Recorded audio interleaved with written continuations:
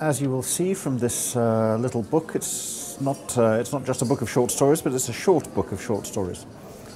And this is evidence of the fact that I find this a form which doesn't come easily to me. I've really only written about 6 or 7 short stories in my whole life.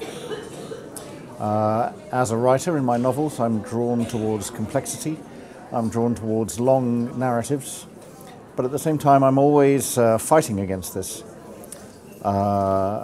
As my career has developed, I've tried to make my novels simpler, not as complicated, not as long as they have been in the past.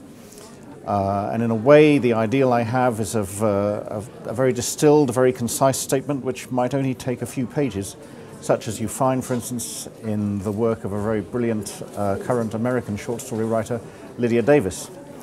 So I'm always trying to make things more simple, I'm always trying to make things more short, but as you can see from the fact that I've only written a handful of stories in my life, it's not something I find easy.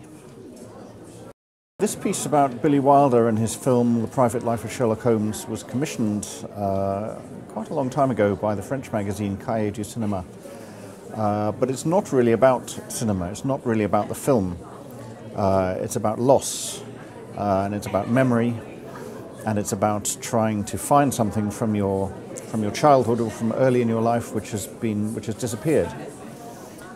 This film of Billy Wilder's was cut down from 3 hours to 2 hours, and although the memory of seeing the cut version on television in the 1970s is a very precious one to me, what came to obsess me about it was what is missing, what has been cut out, and what has disappeared completely, because film historians and archivists have not been able to find any of the missing footage. So really it's an essay about loss and about memory. Wilder is, however, one of my favourite directors. I would probably say my very favourite director, for his mixture of irony and melancholy, which I think is something that you find in my stories as well.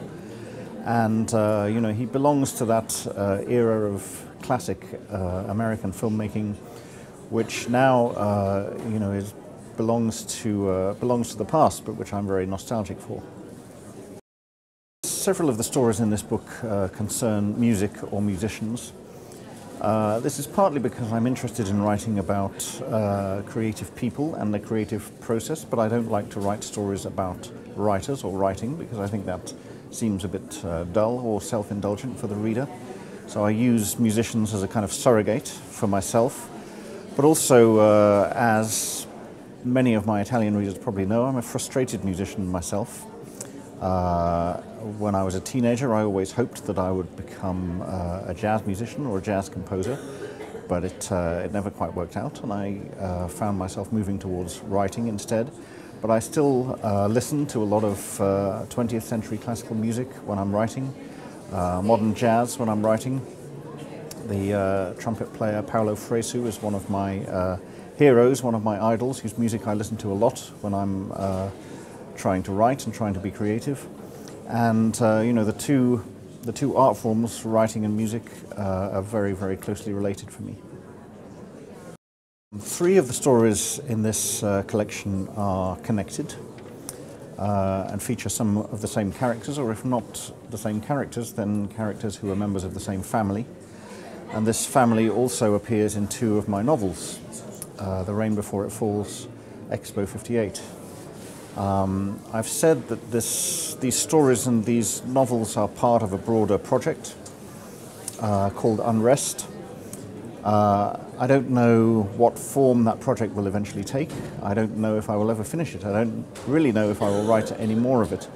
But I feel that these are characters, and this is a family whose history I haven't left behind, I haven't finished with, and I want to bring more up to date, to explore further, and to bring to some kind of conclusion.